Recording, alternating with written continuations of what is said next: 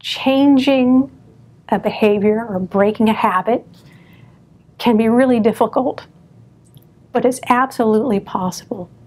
As a clinical psychologist and a behavioral scientist, I'm interested in helping people lead healthier lives to prevent chronic disease or better manage existing chronic conditions.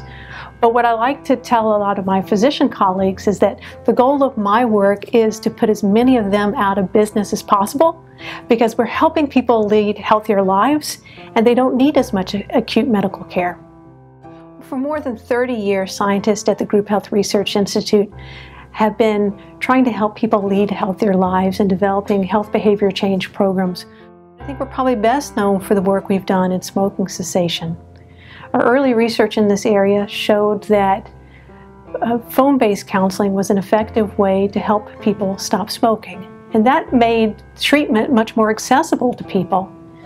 That in turn led to the creation of the Free and Clear Quit for Life program, which has now been offered worldwide to more than 2 million people.